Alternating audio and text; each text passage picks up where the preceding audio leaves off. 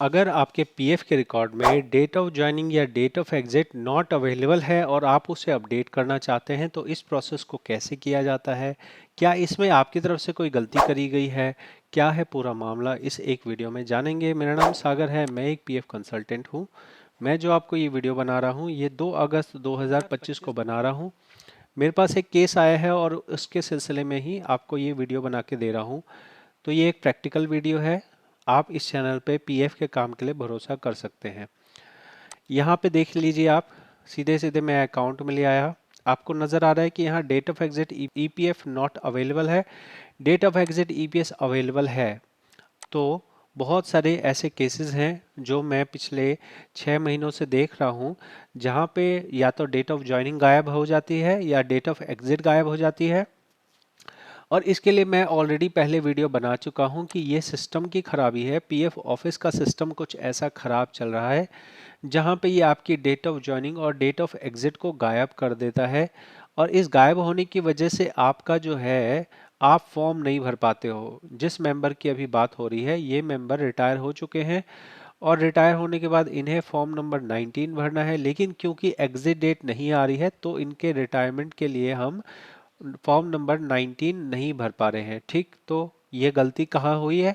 गलती हुई है पीएफ ऑफिस का सिस्टम पगला गया है और ये चीज़ जो है हम इसे सुधारने चल रहे हैं। तो भले ही गलती पीएफ ऑफिस की हो, लेकिन इसको अब सुधारना अगर है तो इसके लिए एक प्रोसेस को फॉलो करना पड़ेगा। प्रोसेस इस तरह से है कि आपको एक रिक्वेस्ट लगानी है करेक्शन की। वो रिक्वेस्ट जाएगी कंपनी के पास, कंपनी के पास से आगे जाएगी पीएफ ऑफिस में। क्या कंपनी वाले अपने तरफ से इसे अपडेट कर सकते हैं? आप बोल सकते हैं, लेकिन जितनी मेरी जानकारी है वो अपने तरफ से अपडेट नहीं कर सकते। उनके पास अपडेट करने का एक ही बार ऑप्शन आता है। और जैसा आप देख रहे हैं यहाँ पे ईपीएस की एग्जिट डेट अपडेटेड है, तो इसका मतलब है कि वो अपडेट ऑलरेडी कर चुके हैं, वो दोबारा अपडेट नहीं कर सकते। अब कैसे करना है? अब इसके लिए हमें मैनेज पे जाना है, जॉइंट डिक्लेरेशन पे जाना है। उसके बाद हमें कंपनी सेलेक्ट करनी है। हमारे पास ज्वाइनिंग लेटर, अगर ज्वाइनिंग डेट बदलनी है तो ज्वाइनिंग से रिलेटेड कोई होना चाहिए, जैसे कि हमारे पास अपॉइंटमेंट लेटर होना चाहिए या सैलरी स्लिप होनी चाहिए पहले मंथ की जिस पे ज्वाइनिंग डेट लिखी हो। इस तरह की चीज़ें हो सकती हैं हमारे पास। तो यहाँ पे हमने आईडी सेलेक्ट कर ली, गेट डिटेल कर लिया, और गेट डिटेल करके हम जब नीचे आए तो हमें यहाँ पे नज़र आ रहा है कि हमारे पास यहाँ डेट ऑफ एग्जिट ईपीएफ नहीं है, लेकिन यहाँ पे ईपीएस है। तो बहुत बार क्या होता है कि जब आप बाहर देखेंगे तो आपके पास कोई डेट नहीं नज़र आएगी, नॉट अवेलेबल नज़र आएगा। लेकिन वहीं जब आप जॉइंट डिक्लेरेशन में आएंगे तो आपको ज्वाइनिंग डेट नज़र आएगी। तो ऐसे में क्या करना है, जो इन्फॉर्मेशन अवेलेबल नहीं है वो आपको अवेलेबल करने के लिए लगा देनी है। भले ही बहुत बार केसेस में रीजन ऑफ लिविंग भी गायब होता है, तो रीजन ऑफ लिविंग भी आप इसी तरह से अपडेट कर सकते हैं। अब मान लीजिए कि मैंने यहाँ पे इसको अपडेट करने के लिए लगा दिया है, तो यहाँ पे हमने कंप्लीट, हमने, मैं आपको ये जो बता रहा हूँ इससे बेहतर जानकारी आपको कहीं मिलेगी नहीं, इसलिए इस वीडियो को देख लेना। और अगर आपका काम होता है तो आप ज़रूर से चैनल को सपोर्ट कीजिए सब्सक्राइब करके। पर्सनल कंसल्ट भी कर सकते हैं, उसके लिए फ़ीस पे करनी होती है। तो अब आप देखेंगे कि यहाँ पे हमें डॉक्यूमेंट अपलोड करने की बात आ रही है। इस डॉक्यूमेंट अपलोड में हमारे पास दो चीज़ें हैं। पहली बात तो है कि हमारे पास इतने सारे डॉक्यूमेंट की लिस्ट दी हुई है, हमें कोई दो डॉक्यूमेंट लगाने हैं। तो मेरे हिसाब से बेस्ट जो डॉक्यूमेंट है वो है सेल्फ डिक्लेरेशन।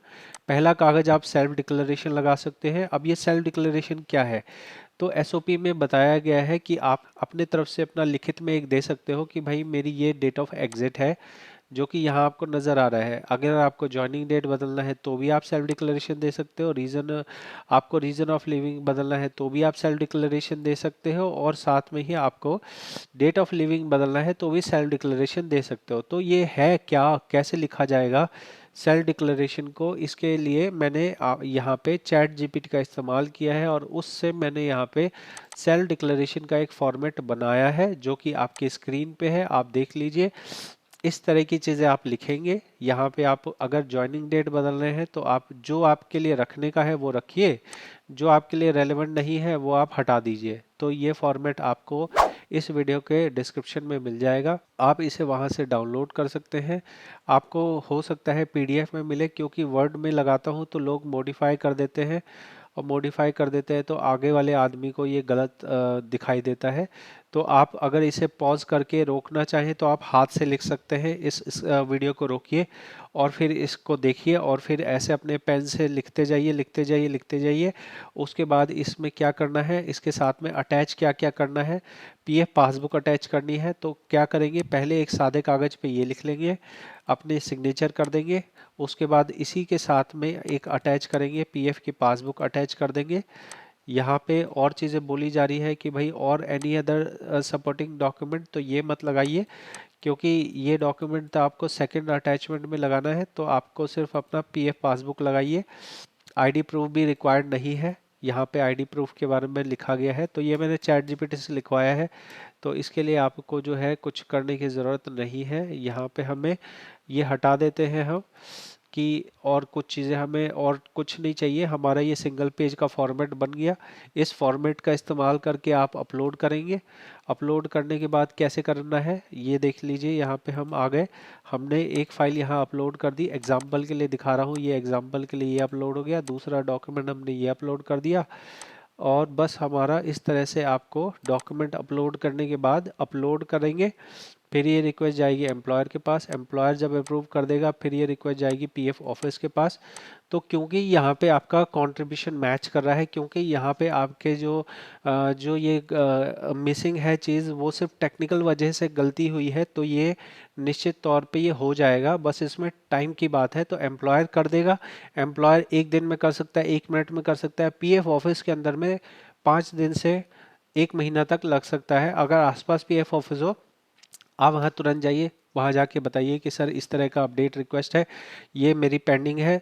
जिसके पास, जिस अधिकारी के पास पेंडिंग है वो आपके पास वहाँ चले जाइए और वहाँ जाके अपना करवा लीजिए। कंप्लीट जानकारी इस वीडियो में दे दी है। आशा करूँगा ये वीडियो आपके लिए हेल्पफुल हो।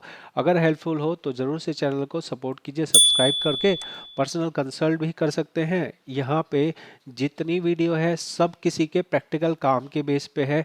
जो भी आप वीडियो देखते हैं वो एक पेड वीडियो होती है, क्योंकि वो मैंने किसी से फीस लेके पेड तौर पे बनाई होती है। लेकिन आप लोगों को YouTube पे फ्री में देता हूँ, क्योंकि यहाँ पे पर्पस है ज़्यादा से ज़्यादा लोगों तक सही और सही इन्फॉर्मेशन पहुँचाना। अगर अच्छा लगे ज़रूर से सब्सक्राइब करके और लोगों तक इस चैनल को पहुँचाने में हेल्प कीजिए। बहुत बहुत धन्यवाद।